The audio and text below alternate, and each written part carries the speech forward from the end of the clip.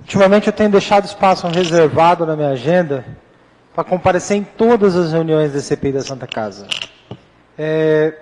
No começo eu desacreditava que a CPI tinha um propósito muito bem elaborado, até porque estava num momento muito político, muito acalorado, a gente sabia que tinha interesses políticos na situação.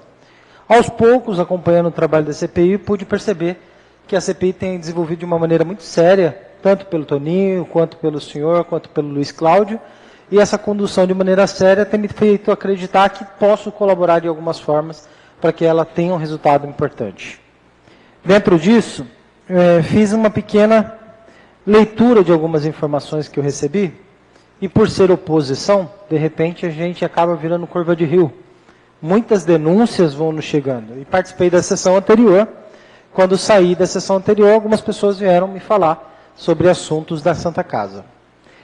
Dentre os assuntos que me falaram, e observando uma linha de raciocínio, que nós estamos mais preocupados em para onde foi o dinheiro público, que eu acredito que é a nossa maior preocupação, que essa é a fiscalização principal. O dinheiro entrou na Santa Casa e a Santa Casa faliu com tanto de dinheiro que entrava. Onde foi o dinheiro público? Foi má gestão? Houve má fé? Foi dolo? O que aconteceu? Então, nesse sentido, algumas pessoas me trouxeram a seguinte informação.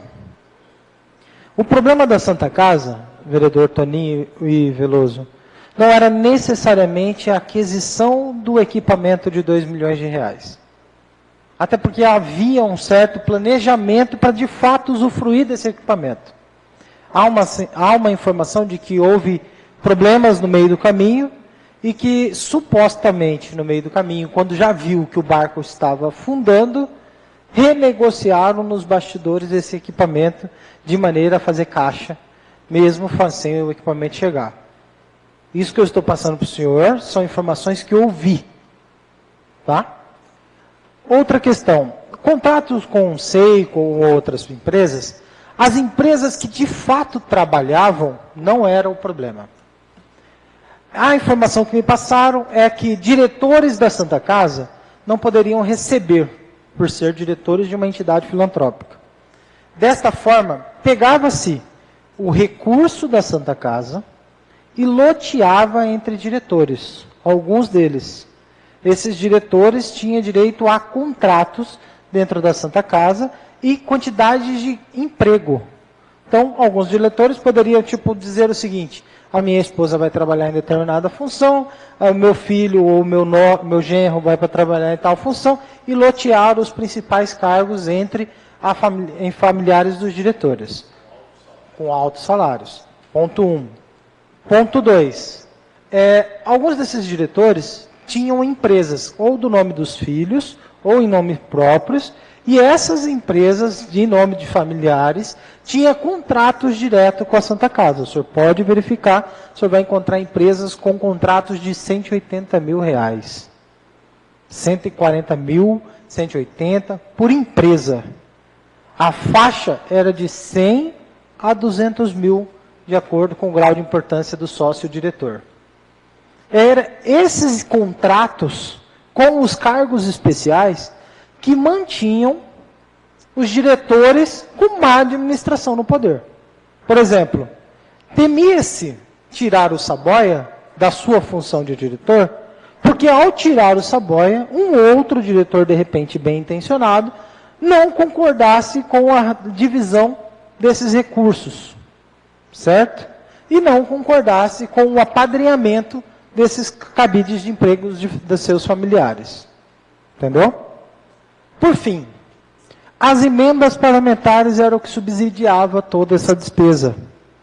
Porque o serviço da prefeitura era contratualizado de uma maneira firme. Contratualizou, prestou serviço, prestou conta, uma coisinha ou outra fora do lugar, mas, em suma, a contratualização com a prefeitura era um serviço firme e garantido. Acontecia que as emendas parlamentares começaram a chegar de altos valores. E essas emendas de altos valores não tinham contrapartida. Até que começou-se uma perseguição entre o RUARC, que queria acabar com a brincadeira deles para entrar dentro da UTI, E se não entrasse dentro da UTI, ia começar a exigir a contrapartida.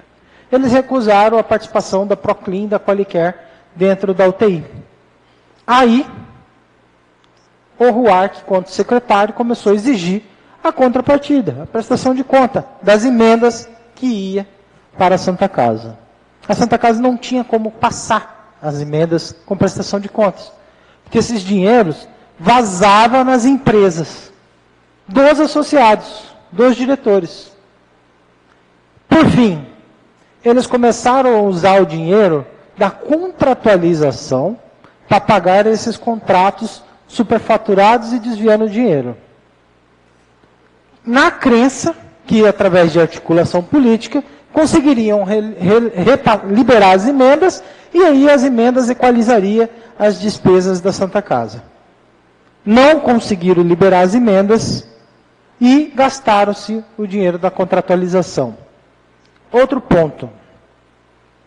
Os parlamentares envolvidos, a repasse de emendas, utilizavam da Santa Casa como cabide de emprego.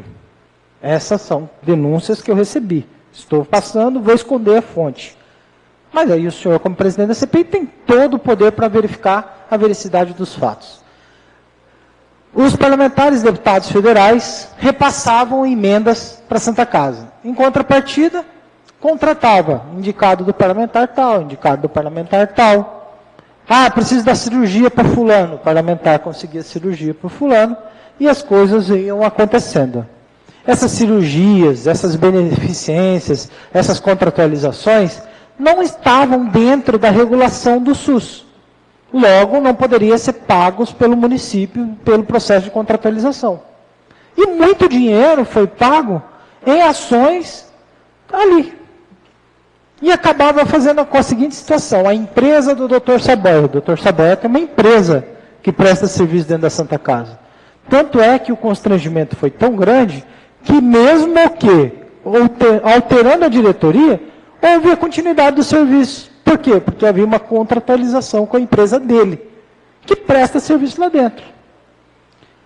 Enfim, o dinheiro que a gente está querendo saber para onde foi, não vou dizer que foi lavado, mas vou usar um termo muito ruim, ele foi sangrado. Por se tratando de saúde, fazer o dinheiro vazar por empresas de médicos, fazer o dinheiro vazar por cabide de emprego, fazer o dinheiro vazar por contratos de fantasmas, funcionários que tinha mais de 800 funcionários dentro da Santa Casa, você não via esses funcionários lá dentro. Hoje o hospital foi reaberto pelo governo do estado com menos de 200 funcionários. Esse dinheiro que entrava da saúde, das emendas parlamentares, sangrou pela Santa Casa, nas empresas que justificavam serviço falso, a maioria de seus associados, diretores, e nos cabides de emprego. Sem falar de algumas denúncias que eu também já ouvi o vereador Toninho de Souza relatar algumas vezes, de uma possibilidade de retorno para alguns parlamentares da bancada federal. Deixo aqui da seguinte sugestão. A intenção de contratar o equipamento de ressonância, vereador Toninho, a intenção era positiva, pelas informações que eu tive. Por quê? Pois se tratava que a empresa do qual está aqui, a Seiko, não tinha o seu equipamento instalado na proximidade da Santa Casa. Alguém que quisesse fazer ressonância teria de ir até Várzea Grande para buscar esse tipo de serviço. O HGU, é um exemplo, tem dentro da sua rede de complexo hospitalar. É terceirizado por escolha pessoal, podendo ele ter a condição de ter o próprio equipamento. Isso depende de demanda, depende de contrato, de vantagem de ter um funcionário só para isso, ou de terceirizar a responsabilidade para uma outra pessoa. A Santa Casa viu uma oportunidade. O equipamento que a Santa Casa estava comprando para a ressonância é um equipamento muito bom e o valor está dentro de valor de mercado. O senhor poderá fazer essa apuração. Eu só quero sugerir a vocês que não se percam nesse detalhe. Os detalhes que eu falei aqui anteriormente são muito mais sérios e muito mais graves. Sugiro que peça a todos os diretores que estão com contratos com a Santa Casa, que venham aqui dar esclarecimento sobre os valores que eles recebiam de repasse. Diretor da Santa Casa, que contratualizou com a Santa Casa, que não teria fim lucrativo, tinha contratos com a Santa Casa com alto fins lucrativos. E aí, por fim, eu gostaria de pedir que viesse também, a convite, alguns deputados federais que definiram, que demandaram as suas emendas parlamentares, para que eles justificassem como que ele acompanhava aquela emenda parlamentar. Esses deputados hoje eles não ocupam mais o cargo de deputado parlamentar, de deputado federal, ficando em polo passivo da CPI. E uma última sugestão, que a CPI ela saia de dentro dessa casa, e eu sei que o senhor tem capacidade e poder para isso, vá até onde precisa ir e faça uma busca dos documentos que hoje não se encontram na Santa Casa, que podem comprovar, de repente, essas informações das quais estou falando para o senhor. Espero não ter interferido tanto na linha de raciocínio que o senhor estava, mas eu aguardei ansiosamente. Recebi essas denúncias na sexta e aguardei ansiosamente o dia de hoje para repassar ao senhor de maneira oficial no plenário da Câmara Municipal. Obrigado.